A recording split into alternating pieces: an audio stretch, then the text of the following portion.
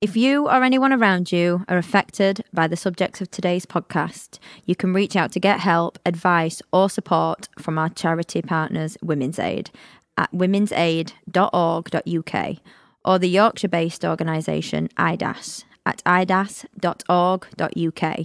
You can also find these links and reach out to us directly via our website, takebackthebeat.co.uk, or email us at takebackthebeattour@gmail.com.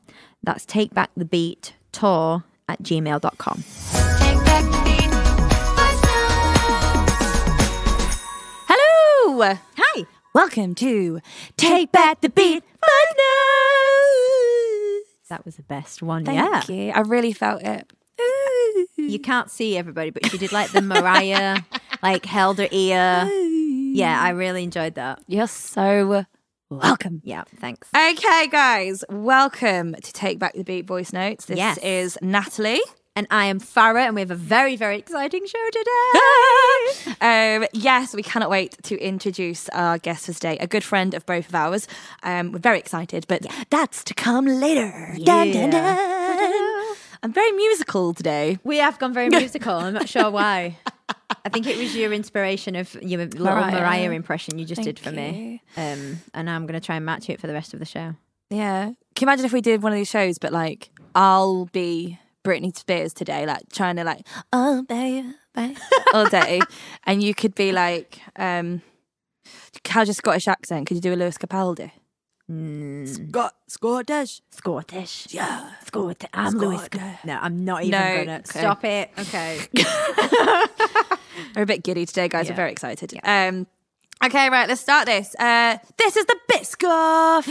Biscoff. We love Biscoff. Okay, Biscoff. before we start with the Biscoff, We love Biscoff. what sort of week are we having? Are we having a Biscoff and Nutella week? Or are we just having... where are we at? Where are you at? Hitting them high notes. There she is. Do you know what? I'm better. Good. I'm always better to see in your face. She loves me. No, obviously we both had COVID. Yes. Both me and you. Obviously, Farah just needed to copy me, and I texted her and was like, "Babe, I've got the vid." And then literally like an hour later, she's like, "I've got the vid too." Yeah, I just want to be you so bad that I was like, God, I need it. But that's genuinely like literally. Like, what is it, like empathy for you, and then Sympathy. empathy. Yeah, I don't know, one of them words, and then I ended up with it, and I was like, that's ridiculous. strange because we're in like different parts of the country. But ironically, we actually weren't, because when I had COVID, I'd gone up to my partner's parents. Oh yeah, which was literally like a 30-minute drive Yeah. from Donny, where you are. And literally I messaged you being like, I literally messaged you being like, "Babe, so I'm in Worksop. Do you fancy like going for a coffee or something this week?" And you're like, "Yeah, definitely." And then the next day I was like, "So I've just got to Worksop and I've got the vid." already. Yeah. So ironically maybe it was a Donny thing. Maybe there's something in the air. Maybe could possibly be. So yeah, I had the COVID, which I'm double vaxxed, but I wasn't boosted. Oh. Yeah, and I, not out of any reason against it, I just haven't had time. Yeah. I've had the NHS like text, I just haven't had time, and I didn't want to like, because a lot of people got like a bit of a cold afterwards, and I didn't want to get a cold because I really hate colds. Yeah. So probably should have got it done so I didn't get COVID, you know. It is that thing as well with our jobs, because it's like we need our voices, we need our strength. Yeah. So does everybody, obviously, but you know, if you do, I know a lot of people, like you said, who have ended up feeling a bit shitty after the booster. And I'm the same. I look in my diary and I'm like, well, as long as I've got a day or two where I don't need to use my voice, or then I'll be all right. But I'm the same as you. I'm double vaxxed, but I haven't had my booster either. So yeah, I had every symptom going, but all on different days. Oh yeah, well, I messaged you and said I had to take a nap because I washed my hair and it just took it out of me. Yeah. I mean, I am a curly girl, so it always takes it out of me anyway. Yeah. But it's COVID really was a downer. I think I cried every day. I mean, I infected my boyfriend with the COVID. I'm also really sorry. We've said the C word a million times, and I'm sure everyone's pretty sick of it. Yeah, but that's true. But this is our week. Yeah. So basically what we're saying is we ate the Biscoff, but we couldn't taste the Biscoff. We couldn't taste the Biscoff. And we didn't eat the Biscoff because we were really sad or like low mental health. It just felt right to do. Yeah. It was hard because about you, we had this whole conversation like, it's the beginning of the year, January. It's usually the time where we're like, right, let's go, let's do this, world domination, la la la. Oh no, bedridden, no voice, coughing all night, really exhausted. Cool, brilliant. Yeah. And there was a whole thing of, I mean, I said to you, I came off of socials for a little bit because I could not scroll and compare myself to everybody else who was in writing camps or sessions or at festivals or parties. And I was like, oh, I can't be on here. So I actually just gave in and I ate all of the chocolate. You did, and you messaged me because I was a little bit obviously behind you, and so I did the same. I was like ready to go. I was actually on my way to a gig, and then I did a quick test before I was leaving. I honestly was like zipping my bag up, full face, done, ready to go, packed the car up, mic ready, and then literally it was like, no, don't you move, bitch. You move. So that I was like, oh, okay. So I had to cancel that, and so I was a little bit behind you, but I was still full throttle, ready to go and ready for the year. And then, that hit. But I remember you saying, you just went, give into your body, give it what it needs. Don't try and be a hero. Don't get off your social media. Stop trying to make videos. And she was like, eat what you want. And I think I sent you a picture of a plate before and after, and it was like a mound of like Sunday dinner. Yeah, that's it, roast, bless my mum had like made for me. And I just demolished the entire thing and then ate a whole thing of like leftover quality streets. And I messaged her and I was like, yeah, I gave in. But I was so proud because it's, we're getting really deep and it's the intro. But like for us, food is quite, we haven't really spoken about this. But food, we're getting better, quite a toxic relationship with food. So there was moments with the old Rona, where I said to my partner, I feel really guilty because I've just eaten a whole Lindt chocolate Santa. And he was just like, why? Who'd you feel guilty to? He couldn't comprehend it. And I was like, well, to me, because I've not worked out. And he's like, you've got Rona, like, go. Yeah, relax. Literally, we just played Mario Kart for 3 days. And we watched all of the Harry Potters, which, is a great time to be alive. Yeah. And like... I really struggled with the guilt, which is why I messaged you instantly. And I was like, I know you're going to feel exactly this, but don't. Yeah, I'm going to give you this pep talk, but actually it's going to back onto me too because I need to hear it too. It was one of them weeks. It started off with really shit because I was away from home and I got COVID and I'm a home bird. And luckily I had Aiden, so bless him. He just like gave in to the Rona. He was like, it's fine, give it to me and we can just cuddle all week. Bless him. And he's actually in Les Mis at the moment. Yes. Whoop, whoop. UK tour. Coming to a theatre near you. So bless him, he actually missed a couple of days because he had the Rona and theatre world. You've got to be so careful when it's but it was hard. But by the end of it, I'd accepted it. Yeah, and that's the thing. Like, and as well, we're here, we're healthy now. I'm not gonna lie, I'm still like fatigued. Oh, babe, it's crazy how much it's affected me afterwards. My fitness is just gone. Don't. And literally, I went to the gym with my sister and you've seen me try walk upstairs today. It's impossible. Well, to be fair, I resorted to hands and knees. So I'm right there with you. Clutching your burrito. I was like, where's my inhaler? So yeah, it's been... It started off as a fully jar of Biscoff and it ended with accepting all the Lindt chocolate and not having Biscoff. Yeah. So, agreed. What about you, Farah? Exactly. Literally, like, I basically just jumped in with you there. Cool. And it was the exact same thing. Of course you did. We are the same person. We have to do the same things. We're the same person, but she wanna be me. Have the same illnesses, clearly. I couldn't believe it when you were like, guess who's got it? And I was like, no, I'm so sorry. Do you need anything? And then I was like, hey, I'm joining the team. Guess who's also got it? Expect some FaceTimes. Oh, God, what is wrong with us? This week, we have an incredible guest and also friend of the podcast. We've known Kaeli for years now. Oh, gosh, many wines, many years. So yes, we have the incredible Kayleigh McKnight, also goes by Kaeli, just for her own music, which if you haven't checked out, you absolutely need to. You are missing out in your life. But you also may know Kayleigh McKnight because she's all over musical theatre. You cannot miss her. Yes. One of my most jealous jobs that Kaeli has done, with all the love in the world. She was on tour with Hugh Jackman. did like the Great Showman tour. Oh my God, the irony. I'm actually wearing my Hugh Jackman hoodie right now. Listen, that you wasn't can't even see, planned. Yes, Kaeli is on Zoom and she has got her Hugh Jackman hoodie. I love it. But currently Kaeli is in Heathers down at the Other Palace. Go check that out. It's one of my favourite shows. So I need to come down and see you in it because I haven't as of yet. But this is Kayleigh McKnight. Woo! Welcome. Hi. How are you, gorgeous? I'm good. I have a cup of tea. I'm in my Hugh Jackman hoodie. I'm good. She's living it. Honestly, that YouTube video, you know the one I'm talking about with you and Hugh Jackman. We'll say it again. I love it. I think it's the most incredible thing. Like, you are honestly phenomenal. You're amazing. Oh, thank you. It's definitely one of those ones where someone brings it up again and I look at it and I'm like, that is wild that happened. Do you know what I mean? Yeah, it is. Yeah. I watched it. I was like, oh my days. I know her. What? Yeah, I know her. Yeah, Kayleigh McKnight is disgustingly talented for anyone out there. Yeah. Coming from you two, though, like, let's just share it seriously. right back. I'm going to Uno reverse this. There's a lot of girl power in this room, guys. You're too nice to each other. We're like, no, you. No, you're great. No, you're great.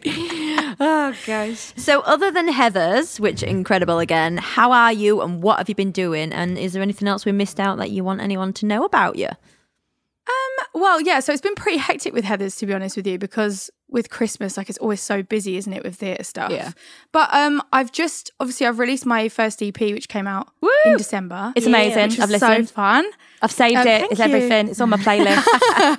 Plug. Yeah, no, that was really fun, and I'm just so pleased I got it out because I actually wrote all of that like 2 years ago. So because of the P word, which we won't mention, or the C word, I couldn't, wasn't the right time to be releasing music. So I just waited. So I'm just so glad that's out. And now I feel like I'm on like a blank slate. I'm writing again. And I'm just kind of like open to new opportunities and just wanted to write more music and take my time with it. And I'm gigging a bit more, which is fun because, again, we didn't get to do much of that either. So yeah, it's good. It's so exciting. I'm like really optimistic for this year. That's great. When does Heathers finish? What's that crap? It finishes in May, but I'm actually leaving on the 20th of February. Oh, no way. I know, so not long left. Oh my gosh, wow. So, but I just decided I didn't want to extend with the show, purely not because of anyone at the show. Like, everyone's lovely and so talented and wonderful. But I've done it, and now I'm like ready to like see what else is out there. Move on. So I just wanted to put my focus elsewhere. I've just cut in. My washing machine's going off. Can you hear that? No. Okay, fine, good. Behind the curtain, guys. I was like, you can edit this. You can edit this bit out potentially. We probably won't. We love the reality of we this. love the realness. We love the real life. Oh my God, it's a wash day, guys. It's fine. Love that. I know, I was saying, because I'm quite hungry, I was like, my stomach I just need to keep it tense the entire time so my stomach doesn't rumble. I'm so hungry. Oh my God, that's the worst thing as well. I've done recording sessions where like you're hungry and you're like, is the mic going to pick this up? And you're like, yeah, it is. Yeah, it is going to pick it up. But the thing is, like, it's my body playing tricks on me, because in between, I'm like, no, I'm fine. But then the minute we press record on any podcast, my stomach's like, hey, I'm hungry. Yeah. But it's kind of similar, like, Kaeli, you'll get this, but when you do like radio interviews, and you're like, don't swear, and you're like, oh my God, I'm not going to say fuck every 5 seconds because I don't in my regular life, but I really want to. But today I am. Yeah, but to be fair, I really do in my regular life, Natalie. I really do. And so like when I get interviewed, like I've done BBC introducing like interviews, and I've literally the whole time been like, don't swear. Like the sweat, like beads of sweat rolling down my forehead whilst I try and control myself. I love that. Don't say fuck up, You can swear on here because we love swearing. Right, so I just need to get it out now. Yeah. Fuck, bugger, shit, love it. Bastards, all those words. Right, so the reason kind of I wanted to bring Kaeli on here was over many glasses of wine a few years ago in a pub in Leicester Square. Me and you had some really deep conversations about this subject. It's really random because I just remember, like, I literally voice noted Kaeli on WhatsApp being like, hey babe, remember this horrific thing you went through? Want to come on a public forum and talk about it? And you were like, yes I do. So that's kind of why I wanted to chat to you about it, because again, if you guys don't know who Kayleigh McKnight is, you're living under a rock, but go on Instagram and your posts are so strong and you're a force. You are a force of nature, is Kayleigh McKnight. Like, look at your YouTube videos. I mean, Jessie J bloody tweeted you years ago. Like, it's mental. And you'd never know that you've struggled through this ordeal. Yeah. And that's kind of what I want to talk to you about. Yeah. Sure. Yeah. So if you wanted to dive in. It's not something dive in. Let's just go for it. Yeah, tell us. Yeah, in a very safe space. Yeah. Very, very safe space. Just tell us about the situation you were in as much as you want to tell us, really. Sure. Well, I'll give you the short version rather than the full long, 4 hour over a glass of wine version. But no, I basically, I tell you what is obvious on my social media is that I really struggle with relationships, and I'm really open about that. I really struggle with dating, and I really struggle with trust and stuff. And that all kind of stems down to the fact that I was in a relationship that was what we call now as an emotionally abusive relationship, which at the time, this is about 5 years ago now that I actually got out of that, which feels crazy to me, how much has changed in my life in that amount of time. But at the time, that wasn't really a phrase that we really used, and I really didn't understand what was happening to me. Yeah. And so I, essentially, to put it basically, I was in a relationship with someone, and about a year in, I knew it wasn't what I wanted, and they used lots of different tactics to manipulate me into staying, threatening to, commit suicide, lying about lying about their income and borrowing money from me, and lying about everything, things that were just not worth lying about, that weren't even malicious lies, but their life was so fabricated, and I got so kind of enveloped in that. And it meant that everything I knew to be true was completely fictitious. And when it all kind of came out, that was a huge... obviously, it was I was living with this person. Again, I didn't want to live with them, but I got sidetracked into living with them. And oh my gosh, there was a lot of playing on my insecurities. And I was a very insecure person. I was in my, early to mid 20s. Mm-hmm. I was new in the business, and, I was really unsure of myself and whether I was good enough to be in, be in theatre or anything like that. And they really played on that and really played on my, my insecurities and my confidence to make me stay and make me feel like they were the only person I could depend on. And so in time, I did just depend on them. It's definitely a common theme, isn't it? That It seems like everyone we speak to is that's the basis of it, the insecurities, and they know about them, and that's their in, isn't it? And it's such a strange thing because it's not like I think that person kind of consciously went, I see this insecurity and I'm going to play on it. I think that they that's just the way that they saw maybe I'm being kind, maybe that's a way for me to cope, but I genuinely do think in a weird way that they thought that was the way to love me and whatever, even though it categorically was not love. And again, the phrases like gaslighting and all that kind of stuff didn't exist back then, but I was 100% made to feel like my friends didn't like me, and I could only trust that person with anything, and no one else was going to love me as much as they would. And it was a weird, I look back at it now and it's a hard thing to say. I'm not annoyed at myself because obviously what was I, that's just the situation I was in and the headspace I was in. The reason I can see it now is because I've done all the work and I've thought about it. But it is scary looking at it and going no one knew what was going on. No one knew what was going on until it was too far down the line. And and I'm very lucky that I ended up working with a group of incredibly strong women, as a theme of this podcast. Incredibly strong women who eventually, when it all sort of broke down, came around me so fast and did everything they could to get me out of that situation within 24 hours. Wow.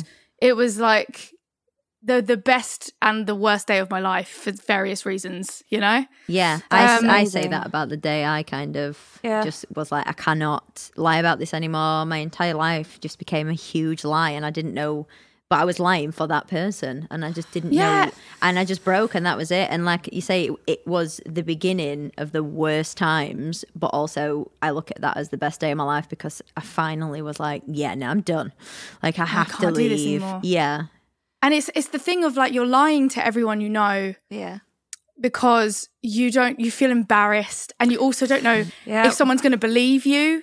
My family loved him. He was so charming, and my friends thought he was brilliant. Like, he was very charming. Yeah. And no one said a bad word about him until I left. And then they were like, I knew something wasn't quite right, but I didn't know how to tell you. And it's hard. And like, I can't be upset with anyone for that. Yeah. No. But now as a friend for me, if I ever have anything about another friend or a partner or anything, I will always just be like, hey, how are you doing? How are things? Are you good? Like, because I just would rather be the friend that's like, I'm just going to check in. Like, I'm not going to be like, hey, I think your boyfriend's like horrible, but I will be like, hey, like, how is your relationship going? Like, if anything's up, you can always talk to me. Good. That's amazing. But like, it is wild to me looking back at it and going like, wow, It's so funny. You literally have like ticked every box of why we're doing this podcast. It's like me and Farah have been, obviously, my backstory, bits of Farah's. We got through it together, and like, I didn't really deal with my problems until quite recently, because I was like, suppress, let's just do other things, everything's fine. And it's the support, isn't it? And it's having another strong being around you going, no, you got this. And if you haven't got this, I've got it for you. Yeah. And like, that's kind of why we started doing this podcast, because we want to create this safe space that women and men and trans and non-binary and whoever you are can come to and go, I'm scared, I feel unsafe, or I need help, or I'm just not strong enough. Please help me. Yeah. Because that's not something to be ashamed of. And we've all said those words to ourselves of going, oh God, how embarrassing that I did that. How embarrassing. Like, and you know, it's mental. It's so funny. You say it's embarrassing, but the moment you open up and tell someone what's going on, like, my parents were just so brilliant. Like, I remember I had to go to work that day. So I had two shows on a show at the time, and I had to go in and try and do 2 shows, which was just the worst. Yeah. But also, like I said, I had brilliant women around me who were literally like, anytime I came off stage were like holding me and like, but I got home that night and my mum was just like, I just remember she was absolutely devastated, and she was just like, I'm just so grateful that we've got you home, because I just didn't know. Yeah. And she was like, and I just dread to think what would have happened had it gone on any longer. Yeah. And like, that's what's so, like, people think that everyone's going to be like, oh, I told you so, or, oh, you should have done better, or you should have known, or you should have said something earlier. And no one ever does.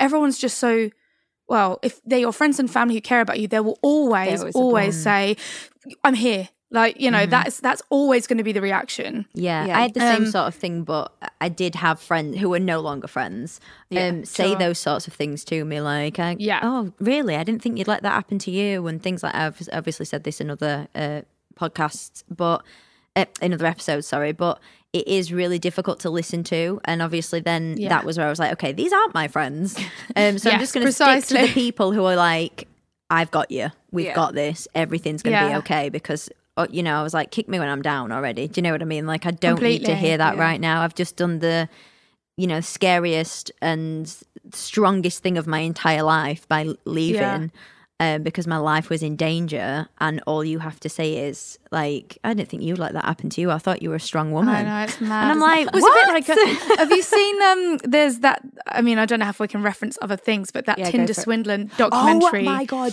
And the amount of abuse the women have got on that show. Really? Watch it. It's crazy. It's mental. And it's honestly, and that is, again, like, I mean, it's not quite the same thing as we're talking about, but like the fact that rather than going, oh my God, he is an awful human being, which, 75 to 80% of people are, there's a solid 20% of people going, well, they were stupid enough to go along with it, or why didn't they just think about this? And it's like, no, like, that's just not the way things work. And they're a victim. Why? This show, then? So there's a guy on Tinder who tells you he's like a multi-millionaire guy, but then he's in danger and he needs you to give him money. And these women are in like hundreds and thousands of pounds of debt because this man has convinced them that he loves them and he is going to treat them well. And it's and he's convinced them not just by speaking, he's convinced them by like hiring private jets and flying them out to different countries, because he's already borrowing money from other women. What? So it's absolutely fascinating. And as someone, again, as women that have been through sort of manipulative behavior from their partners,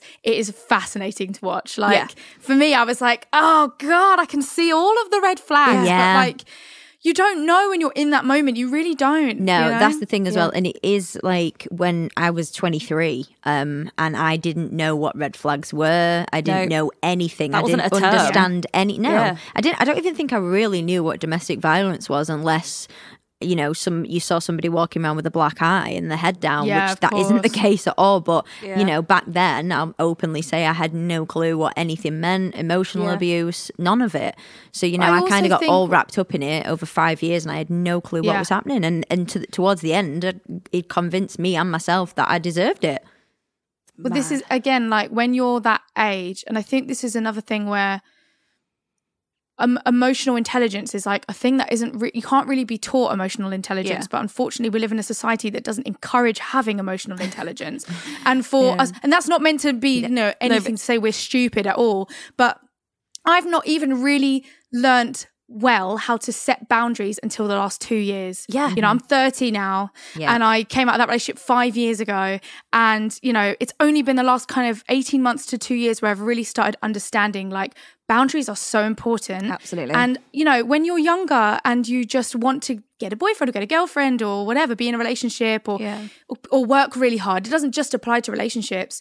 We don't understand the need for boundaries. And I think if we lived in a society that was more, maybe it's a British thing, because I wonder if in America it's a bit different where they all talk about their feelings. That's such a generalisation. But you know, it's kind of true. Like we don't really talk about things when they go wrong, and we don't really know how to say no very well and like say and create our own space. And I think if there was a way for us to understand that earlier, we might all be in healthier relationships. We won't have 40% of marriages breaking down and all that kind of thing.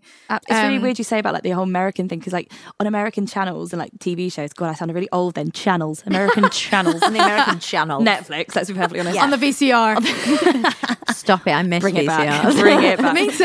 Oh, babe. We're in our teens, we promise. Like, it's so weird in American programs, they talk about their therapists and they talk about this sort of stuff so casually. Whereas in England, maybe this is a generalisation of what I've experienced, but the second I said, oh yeah, I'm having therapy or I'm doing this, you get a look of like, oh, you're unstable. And it's like, actually, no, I'm more stable than you because I'm aware of my instability problems and what I need help with and how to be a better human. And you're more stable now than you were ever and were at the beginning of that whole journey. But it is a taboo. It's a taboo to go, I'm having help, I need help.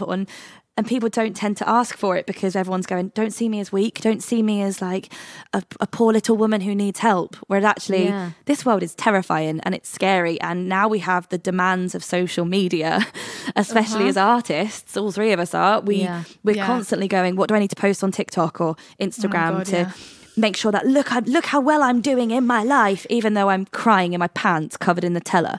Like, that's a real image now. That's just me on a Monday night. Typical Monday. But it's such a weird place. And then adding what you go through, like in your early mid-20s or whatever, you're learning who you are as a person. 100%. And if you're in a relationship that's telling you that you're not this and you're not this and actually give me this or whatever, you then learn those things and take them forward. Like, completely agree. I kind of want to ask, and you can totally tell me to fob off here, but like, what was it that made you go, I'm done, I'm going? What was the moment? It was an actual like thing that happened rather than like an epiphany that came. Well, sort of an epiphany. Epiphany. Oh, I can't speak. One of them. She's a lyricist, guys. No, I know what. So basically, there was like a series of events. It basically worked out that they'd been lying to me about money that was used for rent and stuff. So I realised that actually he'd not been paying any rent and things like that. And then I basically one day was at home, you know, and we'd had a conversation. So I'd uncovered all these huge lies and I was still with him. Oh, wow. Yeah. Like, you know, I still was with him because he'd made me think, he'd somehow convinced me that, you know, he was just struggling and I needed to help him, right? Oh, babe. Love is a funny thing. Love is a funny thing. Then I basically got a knock on the door, and we lived in a flat, so normally it'd be the postman dropping a parcel off somewhere else. So I just buzzed them in, and then I had an actual knock on my flat door, and I was like, who's coming to my flat at like 10 in the morning on a Wednesday? I answered the door in my pajamas, and there was a bailiff standing there. And they were coming on behalf of the council because the council tax had never been paid for the entire like 8 months that we'd been in the flat or something. What? And I ended up paying the bailiff, like it was over $2,000. Yeah. Oh my God. And so that was it. That was, understandably, I just remember being like shaking, and like the guy left, obviously, and I remember just being like, I can't stay here. I can't be here when he gets home because he wasn't there. So I left the receipt on I remember this so clearly.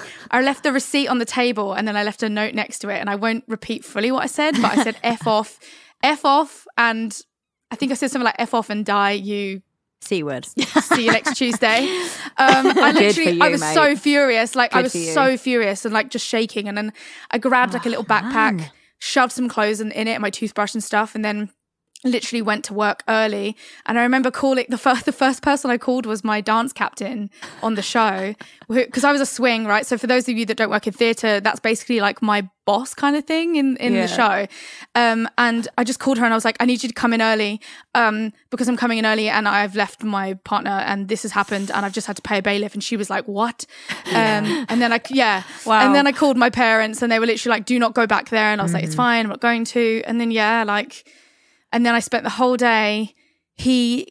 God, this makes my heart race talking about it. He was, I basically sent him a message being like, I'm not going to be home when you get back. Like, this is the end. Like, you have ruined my life. Wow. And he continued to lie. He was like, you've been scammed. I've been paying the council tax, because I was paying him money every month, right? Wow. Then this is like, honestly, guys, this is so like, I say this story to my friends and they literally are like, you need to make a screenplay out of this. But basically, I was just going to say, it sounds like a series. Sounds like a BBC drama. Right. So this is where some woman out there, and I don't know where she is, but I occasionally send good vibes her way. I don't even know her name. I called the council because he was like, I've paid it, so you've been scammed. So one of the girls at work was like, call the council. Yeah. Call the council and find out.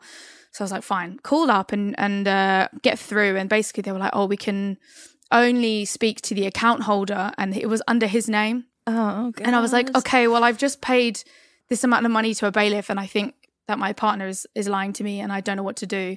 And this woman at the other end of the phone was like, okay, Mr. Insert name here. Can you confirm your date of birth for me? And so I confirmed the date of birth and she was like, thank you so much, Mr. Insert name here. And she was like, I can confirm like there's a 4-figure outstanding amount on your account and the bailiff we would use is from this company, which you've confirmed is that company. I told them the company that it was basically. Yeah. And so he even continued lying up to the very end. Like, it's actually mad. I mean, what a dream. What a dream of a woman. Just to be like, I know. So whoever she is, I'm always just like, I sometimes just have a little think and I'm like, because if honestly, I think if she hadn't done that, I may have believed him again, which is terrifying. That was an angel. That was an angel sent from God to be like, and like, but that scares me. That scares me knowing that like it had to go that badly wrong for it to go right. And then, you know, for some people, it going that badly wrong means they end up in the hospital. Yeah. For some people, like for me, I'm lucky. I just meant I lost a sum of money, right? I love you're not great. Referred yourself as lucky in the situation. Isn't that mental? I know. Yeah. God, I know. It's so messed up, isn't it? But like, you know, it could have been much worse. And I'm not trying to say that like what happened to me was good, but you know, I'm grateful that it didn't get any worse than that. And I got some of it back because obviously I contacted his family and stuff, but I didn't get all of it back. And I mean, the thing is though, you had your breaking point, like well done, because it is so difficult for you to even write that note. Like, we're laughing about it now, we're sat because we're like, it's Queen. But at the time, but even talking about it, like I feel hot talking about it. Like, and that's the crazy thing, it's so difficult that you hit that point and you were like, no, I'm done. And you know, I've hit that point and gone, no, I'm done. You have, but some women don't get to do that, and some women and everyone, non-binary, everyone are in it now, or unfortunately have lost their lives. And that in itself should make you be so proud to be a survivor, because it could have got worse. You know, it could have been here's 30 grand that you know what I mean, like years down the line that you would have had, but you went, no, okay, this is it. And that's the thing, we've just got to encourage everybody to be, like you said, say no, and I'm done, and I do not deserve to be treated like this as a human being. Exactly. I think the thing that broke me most about that, you know, I said to you, my parents were super supportive. Like I got home and my mum was genuinely so upset, and she was just like, he could, like, imagine how much further it could have gone. Like, how much, she's like, I dread to think had this not happened, like he could have hurt you or killed you or anything. Because, you know, I'm very lucky that he actually never laid a hand on me, but he was aggressive, like to the building that we lived in. Like he would punch holes in doors and stuff, and like, you know, like threatening behavior, but it never like actually like touched me in a way. But it's just like, that scares me to think that had that not happened, how much further would it have gone? Because I accepted some huge lies from him. Yeah. Huge lies. That was a big one, but there were other big ones that led up to that. Yeah. You know, that was the straw that broke the camel's back. But like the camel was carrying a lot already. Do you know what I mean? Yeah. So it's God, I hope if anyone's listening to this that is in a situation where they don't trust someone, right? They know in their gut that something doesn't feel right, then you have to just trust that feeling. Yeah. Because if I hadn't trusted my gut on some of the stuff that happened to me, I would never have found out some of the lies. And it's amazing how much your intuition as a human being, your body and your mind can pick up on so many signals that aren't, you know, obvious. Yeah. And I think if you're feeling even slightly like concerned, tell someone about it, because they'll either dispel it with you or they'll share that burden with you, and then you can have someone to talk to, which is gives you instant amount of strength and ability to say no. And when you're it's like the validation, like you were saying, like, because everyone loved him, like he's very charming. It's so hard because you're going, well, I'm seeing this, maybe it's just me, maybe I'm the problem, like maybe like it's all in my head. And then it's that terrifying moment of reaching out to someone and going, actually, this is happening to me, and someone going, right, how can we help? How can we support you? Not going, really? Are you sure? Because he's really lovely. Yeah. And it's terrifying. I just thought no one would believe me because it just sounded so ridiculous as well. Like, even telling you that story, and all my friends were like, you should write a film about it. And I'm like, I can't believe that's my that actually happened in my life. Yeah. And, you know, and so living it, you're going, am I insane? Like, is this actually happening? Or, because you're like, this would happen in a film. Like, this is not real life. Yeah. I feel the same. Like, I look at that, you know, young woman that I was at the time. And if I think about her now, I'm like, oh my God, God bless you. Like, but I also don't even feel like that person. Like, I don't even know who she was compared to. So when I think about it, it does sort of play back in my head as like a film, because I'm like, I don't know who that character is. I don't know who she is. Like, I think that is the one common thing about it, isn't it? Is like the complete metamorphosis of your person after a situation like that. And maybe not all of it good, but like, you know, at the same time, like, I'm much stronger as a person. Yeah. There's definitely things that have like, you know, I've had in the time after for about 2 or 3 years, I would say I went through a real time, you know, which I think people do. Yeah. And I think that's because you completely lose yourself in these relationships, and you're just struggling to find yourself again, and you're looking for it any way you can find it. Yeah. And I really did that. Yeah. I really, really did that in every way possible, you know, and I don't regret any of it. I regret some of it, but I don't regret the process of doing that, you know? Yeah. And it's really now for me, I think, as like looking back on who I was, I always get told I lack vulnerability as a person and as an actor, actually. Really? Yeah. And I think that, because I'm quite an open person, but I'm also like very, as you say, like a strong person. You are strong, yeah. So I think now, like, I'm working really hard on like trying to find some like softness and vulnerability back in my life, because I think that's it's definitely like a defense mechanism. Yeah, sure. I definitely think people who've kind of been through any form of abuse, we all seem to think, even now, like, I know I'm a strong ass bitch, but I still on my days have moments where I think, well, no, I can't show that emotion, or I can't act like that, because people will think I'm weak, because that's exactly what you are conditioned to think about yourself when you're in these situations, is that it's a weak thing, when actually it's not. So I do completely understand where you're coming from there, but at the same time, I'm like you. I'm trying to find that middle ground. Yeah, it's so it's hard. There somewhere. It's so hard, because like with talking about emotional and vulnerability. God, that's a hard word. It is a hard word. Good for you. Well done. Thank Thank you. It's a big achievement today. One of the things that made me really face all the problems I was going through was, Kaeli, we were kind of working together at this point, so you might have even known, I might have told you about this, but like I lost my voice. Do you remember? I was convinced I had some sort of vocal problems. I was like, oh my God, I can't sing. I can't do anything. And I went to a therapist and I was a bit like, oh, I've lost my voice. I need a therapist. I need like a camera down my throat. Yeah. Yeah. And she was like, when was the last time you cried? And I was like, I don't cry. I don't do that. And she was like, what do you mean? I was like, I don't cry. I didn't, like, to be honest, my aunt had recently passed and I didn't cry because I was strong for my family. And I didn't cry at this because I was strong for that person or whatever. And we broke it down and it was because, this sounds so ridiculous saying this out loud, when I was in that relationship, he would get a kick if I cried. Oh, God. So therefore, the one thing I could do, because I couldn't leave, I couldn't fight back, I could not cry. I could force myself, and I taught my body how, this sounds so funny, how to hold it in. So now, instead of crying, I would just shake quite violently. And like, I've done it recently, and my partner now was like, are you all right? I had some bit of a family news that made me upset, and instead of crying, I was just like, ugh, you went into this going mad. And he was like, what's happening here? And I was like, I can't cry.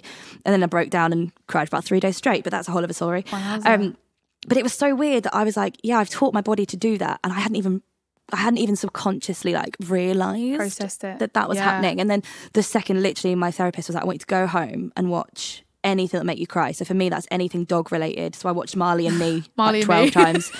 And I've never watched that film for that reason. Don't do it. I'll never get over it. I know it.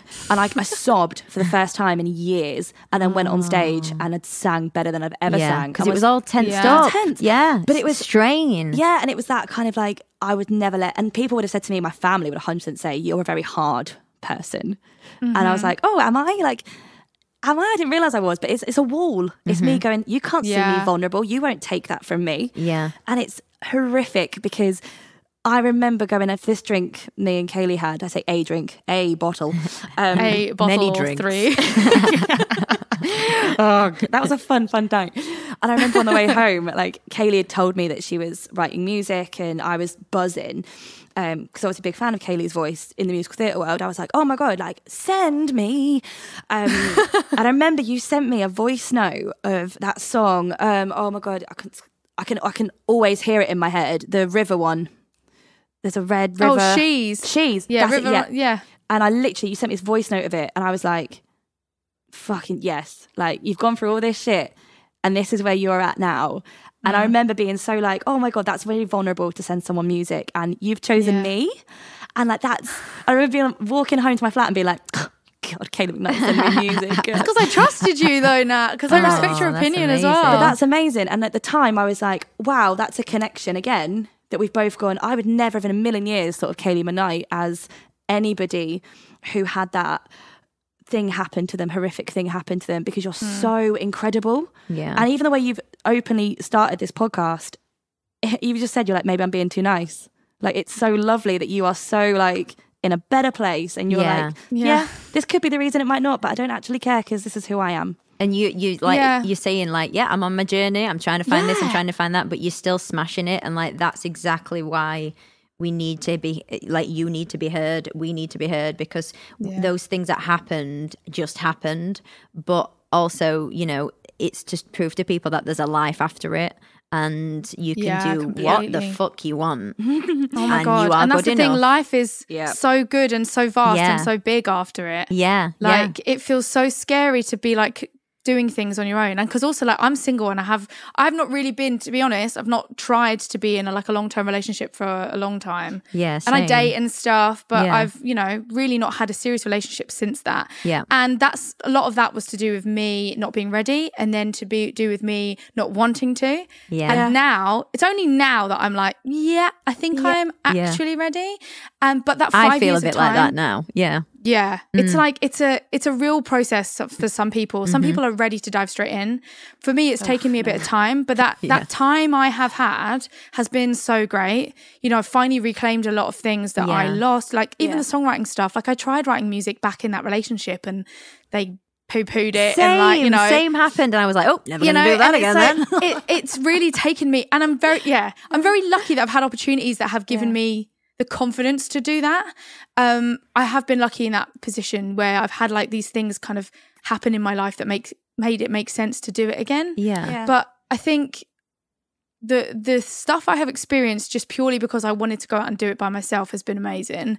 And there is so much opportunity if you open up to opportunity rather than staying safe in inverted commas. Comfortable is probably a better word. Comfortable in a situation you're scared to walk away from. You don't know what you're capable of if you're allowing yourself to be shrunk by someone else. Do you know what I mean? I love that. That's amazing. Well, Kaeli, thank you so much for coming. We've rabbited your ear off, but I know. Thank you Not so at much. all. I've rabbited your ear off. No, I've loved every second. It's so lovely to see your face. I haven't seen you in ages. This is so nice. Seen you in ages. And I'm honestly, like, I said this to you in the voice notes, I'm so proud of you. Like, you pop up on my TikTok and on my Instagram all the time, and I'm literally just like, go on, fucking queen. She's nailing it again. Fucking hell, Kayleigh McKnight again. There she is. But no, honestly, I'm so proud of you, and you're an inspiration to a lot of people out there, because it's great how at peace you are with this horrific ordeal. Like, good for fucking you, mate. Yeah, well done. Yeah, so and good luck with everything. Good luck with your music. I'm going to go check it out, actually. So I'm going to go have a little listen. But yeah, thank you so much for coming on. Yeah. Thank you so much for having me and like for creating this space to talk about it as well, because I think it's really important that people hear that it is something that you can move on from and absolutely. you can survive it. You know? Yes, you can. Before we let you go off of your day, plug yourself. Tell us where they can find you, everything. Okay, so you can search me on Spotify, Apple Music, Deezer, all of the things. Woo. Deezer? Who uses Deezer? But it exists. But it's there. So yeah, Spotify, Apple Music, Tidal, Deezer, SoundCloud. So it's Kaeli, Kaeli in all capitals. My EP Kaleidoscope came out at the end of last year, so check it out. And I'm also on Instagram, Facebook, Twitter, all of that jazz at OHHKAELI Kaeli. I love how you've got that down to a T. I love the little a T, guys. Throat clear. That was the thing she said before, isn't it? Yeah, I love that. Thank you so much, Kaeli. Guys. You are a dream. Thanks, we love you. Lots of love, darling. Lots of love. Thank you. Wow. Thank you so much, Kaeli. Yes, you can find Kaeli. You can find all her music. It's incredible.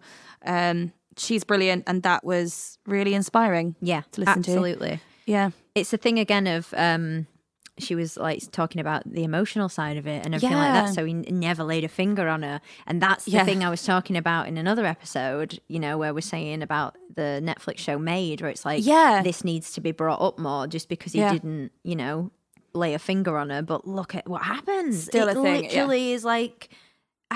That was like a whirlwind of emotions. Because it's like you're listening to. It was like a film. Yeah, it's literally. It's not real. Like, no. How did that happen to her? God bless her. You'd have watched that in EastEnders and gone, imagine that happening. And it's like, it does. And it really struck a chord when she was like, I was quite lucky. And I was like, the fact that we go, that's lucky. No one should be treated that way, and I'm so glad that she again had that support system, which is again another validation for us that that's what we want to do here right now. We want other women and other people, not just women, like trans, bi, gay, non-binary, men, whoever, to feel safe in this space. So it did get me when she said about all these women just kind of came in and picked her up and was like, you can do this, and like in between like being in the wings and on stage, we're like, amazing. That is exactly that version of what we're trying to do now. Yes, and massive shout out to the woman at the council that just like completely like, again, that's very film-like. You can imagine it, can't you? As an angel, I'm telling you now. Yeah. As an angel was like, I'll help you out because that's not okay. Yeah, she smashed that. Like, again, thank you so much, Kaeli. Also, apologies, I always call Kayleigh McKnight. Like, I've got this weird thing about double naming certain people in my life. So it's weird just saying Kaeli because it's not. It's Kayleigh McKnight. Like, but I'll be like, hey, Kayleigh McKnight, do you want a cup of tea? That's cute. Isn't it weird though how certain people are like that? Yeah. Anywho. So, this week's win of the week. Yes. What have you got know. this week? Because I'm pretty sure. All right, I actually do have a win of the week. Oh, okay. It happened the other day, and I went to message you, and I was like, no, I'm going to save it for win of the week because it was the best moment of my life.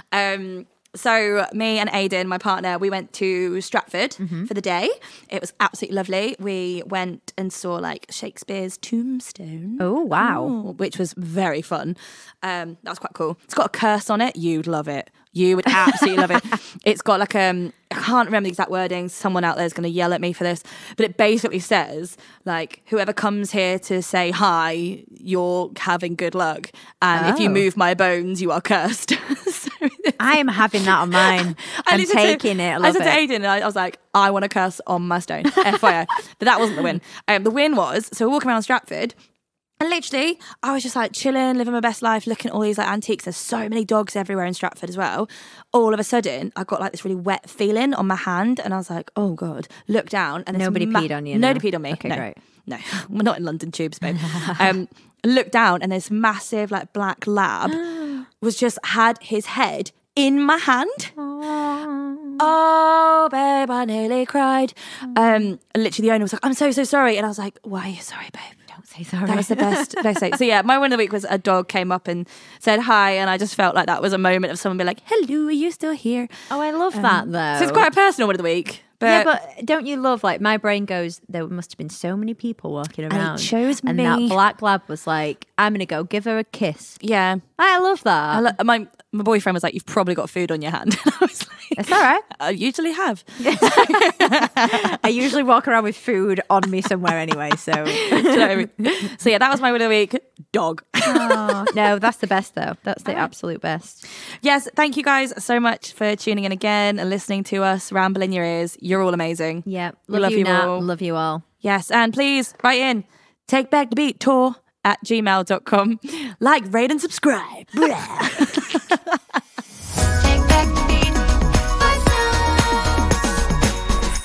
We do apologise if anyone was triggered by any of the dialogue we used today. We are still learning, and we are only just beginning to talk about our own experiences.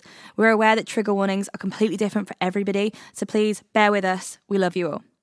We also want to hear your experiences. If there's anything you'd like to share with us, any stories, anything you are happy to discuss on this podcast, you can stay anonymous if you would like.